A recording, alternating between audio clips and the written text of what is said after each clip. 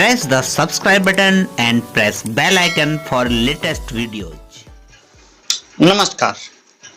आज हम जिस टॉपिक के बारे में बात करने वाले हैं वो कंप्यूटर का है, आपका कंप्यूटर इवैल्यूएशन। जब से कंप्यूटर स्टार्ट हुए हैं तब से लेकर अब तक कहां-कहां से वो गुजरा है, पहले कैसा हुआ करता था कंप्यूटर और आज कैसा है, इस विषय में हम आज बात करेंगे। क्योंकि इनको हम कह सकते हैं कंप्यूटर जनरेशन। तो जो पहले कंप्यूटर बना था वो आज जो हम देख रहे हैं वो इस टाइप का नहीं था। पहले जो सबसे पहले कंप्यूटर बना था वो काफी बड़ा बना था, लगभग मानिए एक कमरे में आता था वो कंप्यूटर। तो इस विषय में हम बात करेंगे कैसे कंप्यूटर का साइज पहले बड़ा था और उसके बाद में धीरे धीरे वो छोटा होता गया और आज हम एक छोटे से कंप्यूटर पे आ गए हैं। यहाँ तक कि जो मोबाइल है वो भी एक तरह से कंप्यूटर की तरह ही है, तो आज बहुत छोटा हो चुका है। मैं अगर बात करूं कंप्यूटर की, तो जो फादर हैं वो हैं आपके चार्ल्स बेबेज। चार्ल्स बेबेज को फादर ऑफ कंप्यूटर कहा जाता है। तो आइए हम बात करते हैं कंप्यूटर की जनरेशन के बारे में। अगर हम मोटी मोटी बात करें तो कंप्यूटर को हम 4 जनरेशन में बांट सकते हैं और फिफ्थ भी जल्दी ही आएगी। अब आने वाला युग 5th जनरेशन का होगा। So we can divide the computer generation in 4 parts. First generation computer, second generation computer, third generation computer, fourth generation computer and the अभी 5th नहीं आई है, तो 4th तक की हम बात करेंगे। तो जो 4th जनरेशन थी वो आपकी स्टार्ट हुई 1946 टू 1958। इसमें जो थी यूज किए गए कंप्यूटर में वो यूज की गई आपकी वैक्यूम ट्यूब।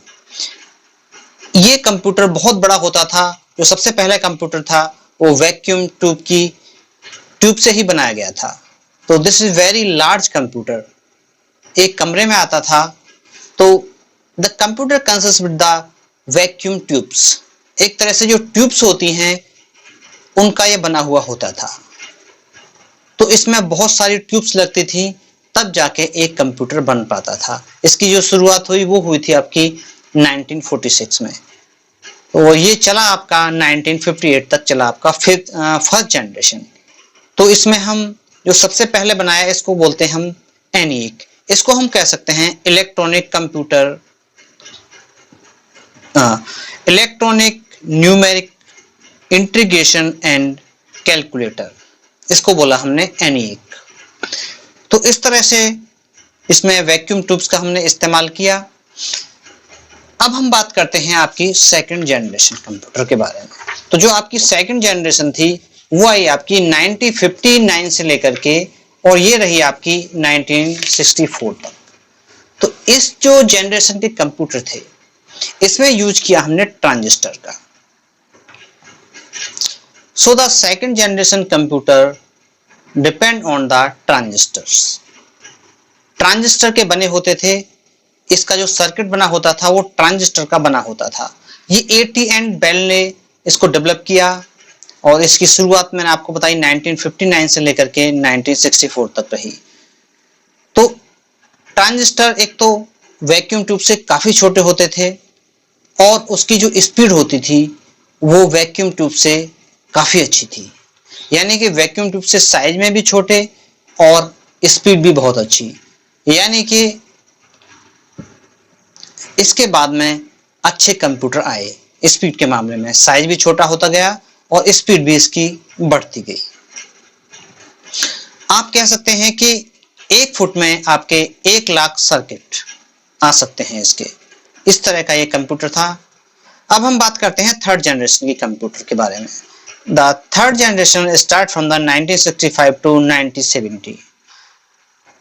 ये डिपेंड था आपका IC पर, जिसको हम इंटीग्रेटेड सर्किट्स भी बोलते हैं। IC जो थी वो ट्रांजिस्टर से और ज्यादा पावरफुल थी आपकी। IC आई आपकी थर्ड जनरेशन में जो कि ट्रांजिस्टर से ज्यादा पावरफुल थी और इसने कंप्यूटर की स्पीड को भी बढ़ा दिया, साइज को भी छोटा किया और कंप्यूटर की स्पीड को भी इसने बढ़ा दिया। अब आप कह सकते हैं आपको पर स्क्वायर फीट 10 मिलियन सर्किट इसमें थे। तो इस तरह से first generation, second generation, third generation, इसमें स्पीड कंप्यूटर की ज्यादा होती गई और साइज इसका छोटा होता गया, और जिससे कि आज हम जो कंप्यूटर चला रहे हैं वो एक विकास की वजह से हमारे पास है। And now let us talk about the fourth generation computer. Fourth generation computer start from the 1971 to till now. और ये जो थे, इसमें यूज हुआ आपका माइक्रो प्रोसेसर का। आप जो प्रोसेसर का नाम सुनते होंगे आज, चाहे वो मोबाइल में हो या कंप्यूटर में हो, प्रोसेसर का नाम आपने जरूर सुना होगा। तो ये जो है आपके आए, इसमें आया आपका फोर्थ जनरेशन में आई आपकी माइक्रो प्रोसेसर। माइक्रो प्रोसेसर आपके और छोटे होते गए, यानी कि एक माइक्रो प्रोसेसर बहुत ज्यादा पावरफुल था। इसमें काफी पावर थी, जो कि आज भी हम उसको यूज करते हैं। ये आपका एक स्क्वायर टाइप का होता है, जो कि आपके सर्किट में लगा होता है मदरबोर्ड में, कंप्यूटर के में, जिसकी वजह से हम आज जो भी कंप्यूटर की स्पीड है, जो भी कैलकुलेशन होती हैं या जो भी उसकी प्रोसेसिंग होती है, वो हम इसी के थ्रू कर पाते हैं, प्रोसेसर के थ्रू। अब आगे आने वाला जो युग होगा वो होगा आपका फिफ्थ जनरेशन का। तो इस तरह से हमने कुछ जनरेशन अब तक बात की जनरेशन के बारे में। तो इस तरह से विकास होते होते हम आज यहाँ पहुंचे हैं। So we can say that in the short there are the fourth generation, first generation, second, third and fourth generation. In the fourth generation, the computer is based on the vacuum tubes. So in the first generation we use the tubes, vacuum tubes, because vacuum is in this tubes. The second generation based on the transistor. The transistor is the main highlight of this generation.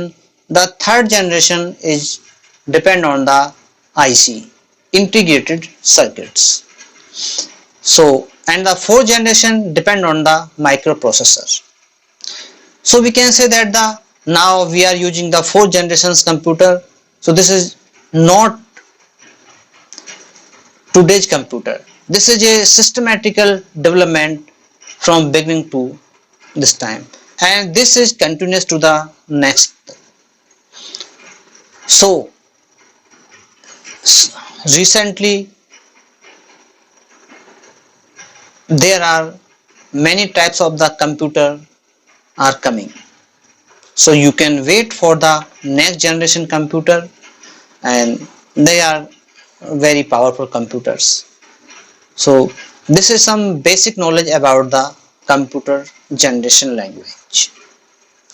So goodbye for today and meet next time. In next time we can discuss about the category of computers. So thanks for watching. Have a nice day.